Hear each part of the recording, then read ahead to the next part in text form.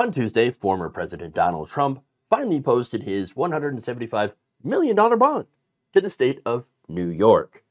Now, that bond allows him to appeal the $355 million fraud ruling and to halt the collection of more than $454 million that he currently owes, which would have been taken through the seizure of his properties.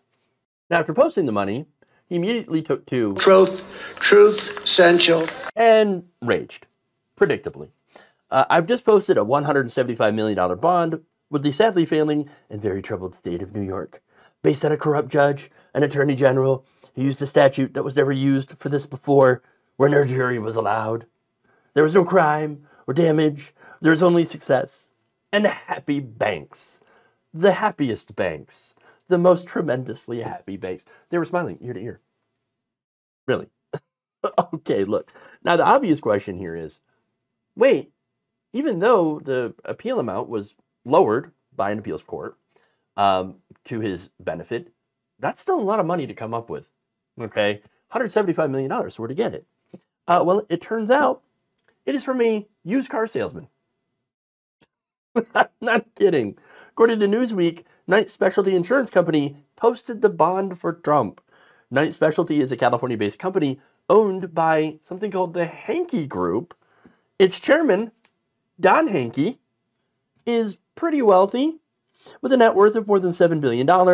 That wealth came from auto services, mainly giving low-credit borrowers the ability to buy a car at fairly high interest rates.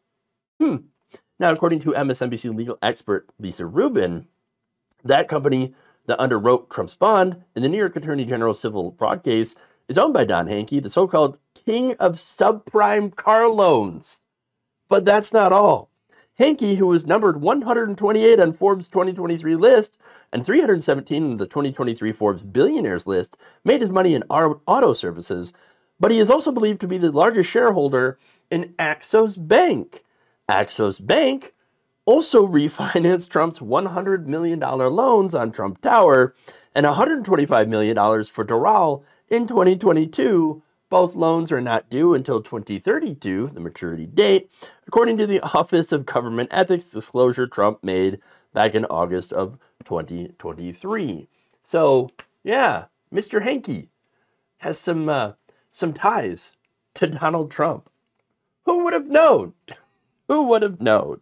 Now, social media decided to have some fun with this guy, apart from his, well, I should say apart and because of his name. Let's be honest. One person asked, so you got a loan from a used car salesman? That's what it looks like. Birds of a feather. Another asks, wait, Trump got bailed out by Mr. Hankey? It's Easter, not Christmas. Now, I think a lot of you are probably familiar with Mr. Hankey, the Christmas poo, which I would rather much have dealings with than apparently this guy, as I'll get to later. Okay. Now, another one person notes, thoughts and prayers for Knight Specialty Insurance Company's underwriting department. Yes. I guess maybe they're not expecting the money back. Or they shouldn't.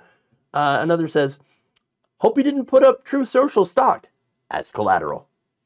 Yes, because to go along with the theme of this video here, that stock has been undergoing dumps. Big, massive dumps. As investors have been ditching the stock, making as much money as they can as the stock price tanks. Gone. You could say that perhaps they are... people are flushing toilets 10 times, 15 times. But instead of the toilets, they're flushing the stock. You see, it works. Okay, anyway. Now, let's get into why Mr. Hankey was so generous with his money. Okay. As I mentioned before, he's got ties to Trump world. Not only did he do the financing, or Axos Bank, the financing of Trump Tower and Doral, but that same bank has also financed real estate transactions with slumlord Jared Kushner and his Kushner companies. Kushner, of course, is married to Ivanka. We know that, okay? Now, financial disclosures also show that Hankey had donated to Republican causes, including Donald Trump's 2016 campaign. Okay. And now, it's not just that, though. As I mentioned before, this guy made a business out of helping people with less than stellar credit. Hankey offers loans to credit challenged car buyers, according to Forbes, and now apparently he has extended this to ex-presidents. Smart business move, perhaps, maybe. That said, they've had their issue of, their fair share of issues, lawsuits, specifically in 2015. For example, Charles Matthew Earhart, a company whistleblower, filed a lawsuit against Axos, alleging unlawful retaliation for being fired after he raised concerns about practices at the bank. He won, and in May of 2022, he's awarded $1 million in damages for emotional distress or harm to his reputation, and $500,000 for defamatory statements made about him. Ouch. He said the bank had dubious business practices, including allowing criminal borrowers. Oh, very interesting. And that the CEO, Gregory Garabrandt, had deposited third-party checks into his personal accounts. There's more. They were also called out for charging extremely sky-high interest rates on some of their loans. In 2021, Senator Elizabeth Warren called out the Office of the Comptroller of the Currency, Axos' federal regulator, for not taking enforcement action against the company over a loan with a 92% interest rate. 92%. Wow. No wonder this was the guy that Trump was able to turn to. The only guy that was able to, that was willing to loan Donald Trump bond money has to be this guy with a 92% interest rate. Hey, he's apparently he's as much of a predatory businessman as Donald Trump is. So I guess, they're kind of akin. That said, Mr. Hankey did take steps to ensure that he did not get involved in a shitty deal. Okay.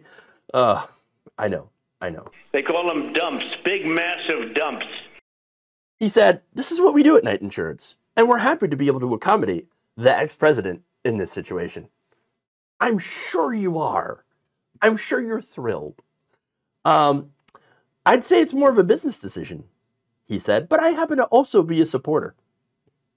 And then added, it was a relatively low number. I mean, look how rich I am. We're $7 billion. Oh, Donald Trump. Oh, do you have to borrow money from me? Oh, that's okay. I'm so rich. In a way, he's kind of rubbing it in.